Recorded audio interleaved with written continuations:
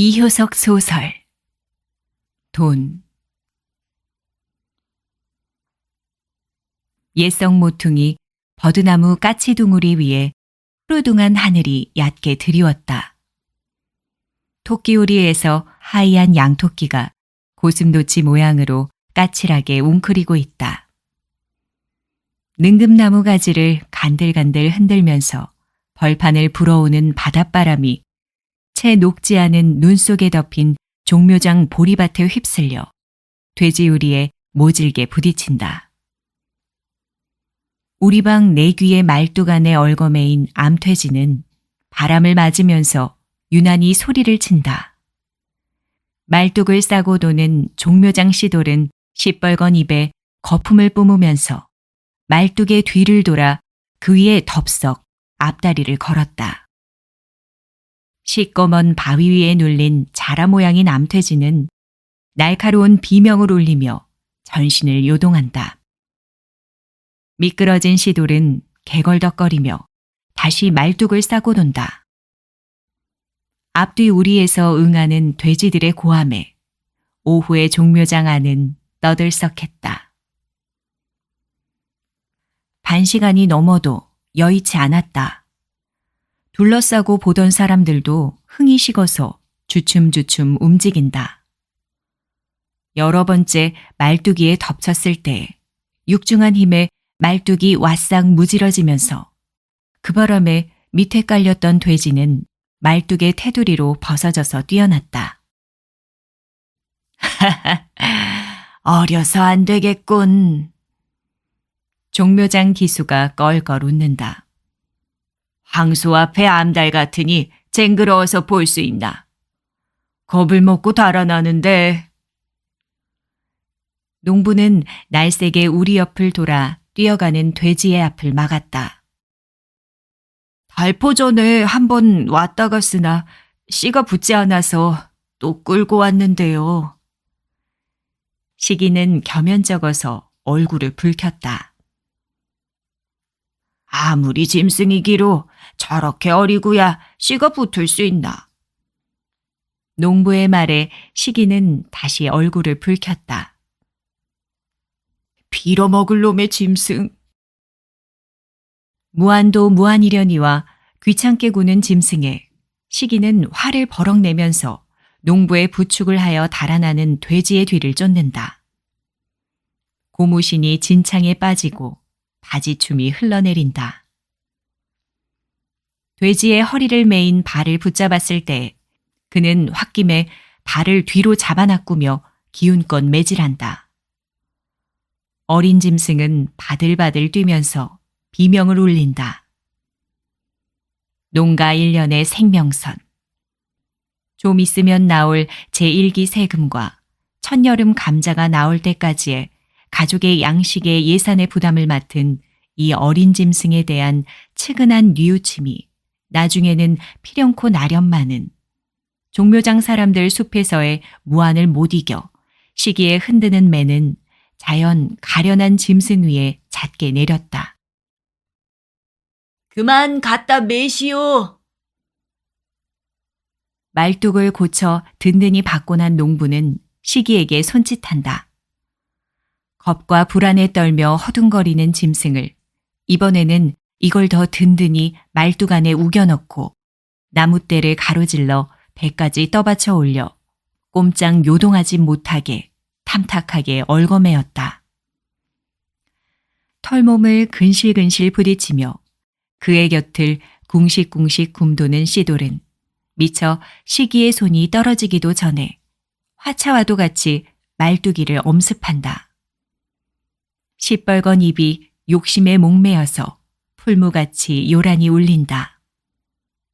깔리운 앞밈은 목이 찢어져라 날카롭게 고함친다. 둘러선 좌중은 일제히 웃음소리를 멈추고 일시 농담조차 잊은 듯하였다. 문득 분이의 자태가 눈앞에 떠오른다. 시기는 말뚝에서 시선을 돌려 딴전을 보았다. 분이 고것 지금은 어디가 있는구. 제2기분은 세려 1기분 세금조차 밀려오는 농가의 형편에 돼지보다 나은 부업이 없었다. 한 마리를 1년 동안 충실히 기르면 세금도 세금이려니와 잔돈푼의 가용돈은 훌륭히 우러나왔다. 이 돼지의 공용을 잘 아는 시기다.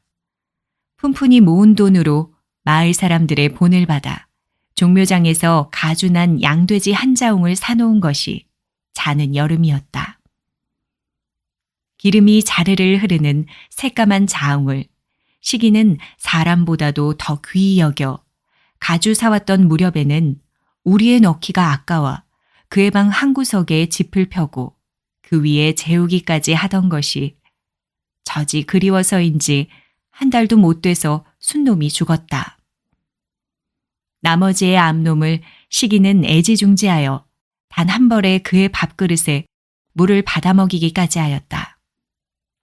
물도 먹지 않고 꿀꿀 앓을 때에는 그는 나무하러 가는 것도 그만두고 종일 짐승의 시중을 들었다. 6달을 키우니 겨우 암퇴지 티가 났다. 발포 전에 시기는 첫 시험으로 심리가 넘는 종묘장으로 끌고 왔었다. 피돈 50전이나 내서 씨를 받은 것이 종시 붙지 않았다. 시기는 화가 났다. 때마침 정을 두고 지내던 이웃집 분이가 어디론지 도망을 갔다. 시기는 속이 상해서 며칠 동안 일이 손에 잡히지 않았다. 늘 뾰로통해서 쌀쌀하게 대꾸하더니 그 고운 살을 한 번도 허락하지 않고 늙은 아비를 혼자 둔 채 기어이 도망을 가버렸구나 생각하니 분이가 괘씸하였다. 그러나 속 깊은 박초 씨의 일이니 자기 딸 조처에 무슨 꿍꿍이 수작을 대었는지 도무지 모를 노릇이었다. 청진으로 갔느니 서울로 갔느니 며칠 전에 박초 씨에게 돈 10원이 왔느니 소문은 갈피갈피였으나 하나도 종잡을 수 없었다. 이래저래 상할 대로 속이 상했다. 능금꽃 같은 두 볼을 잘강잘강 씹어먹고 싶던 분이인 만큼 시기는 오늘까지 솟아오르는 심화를 억제할 수 없었다. 다 됐군. 딴 점만 보고 섰던 시기는 농부의 목소리에 그쪽을 보았다. 시돌은 만족한 듯이 여전히 꿀꿀 짖으면서 그곳을 떠나지 않고 빙빙 돈다.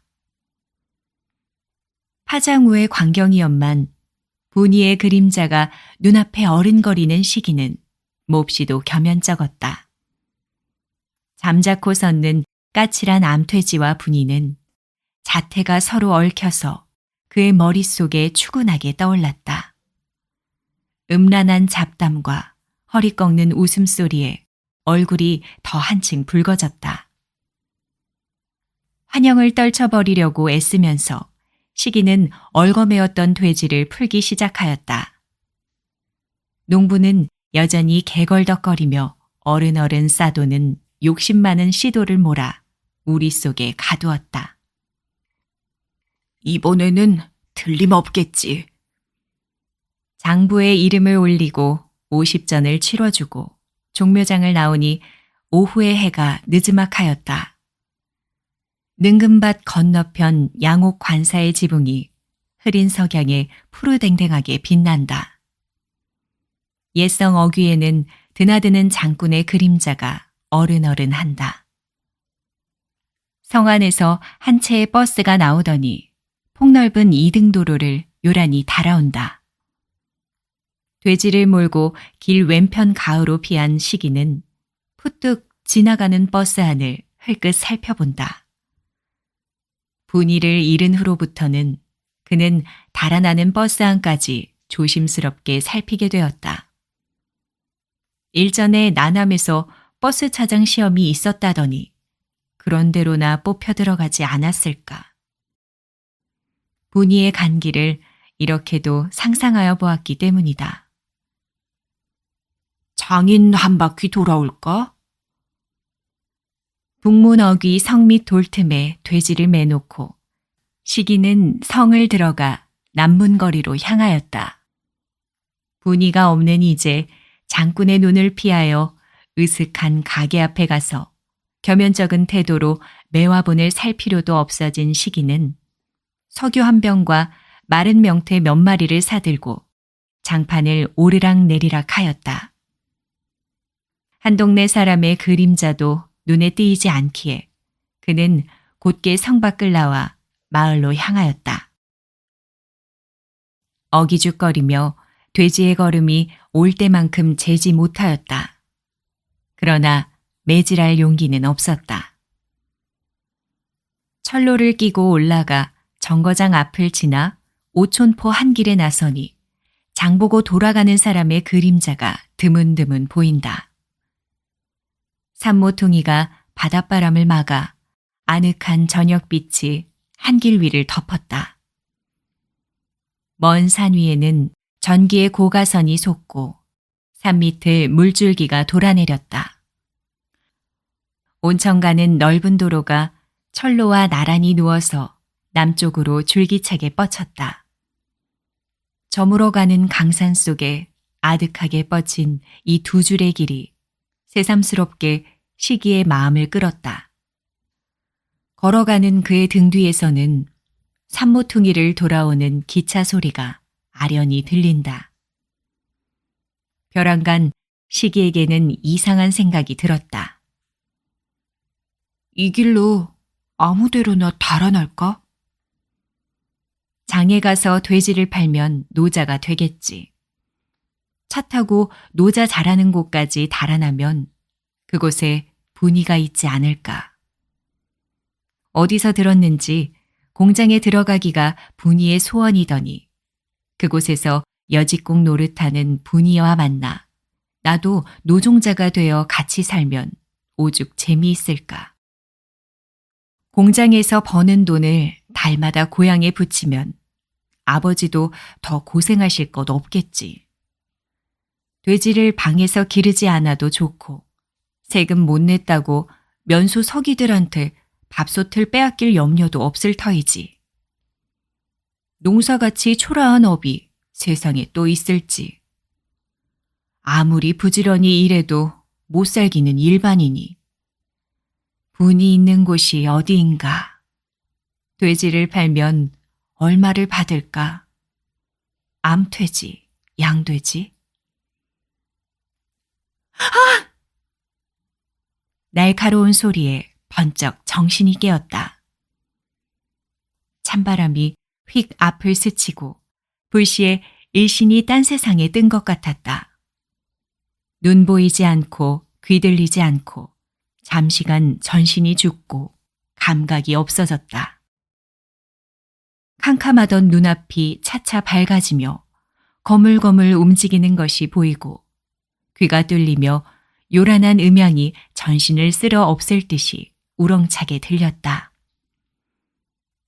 우레 소리가, 바닷소리가, 바퀴 소리가. 벼랑간 눈앞이 환해지더니 열차의 마지막 바퀴가 쏜살같이 눈앞을 달아났다. 아, 기차!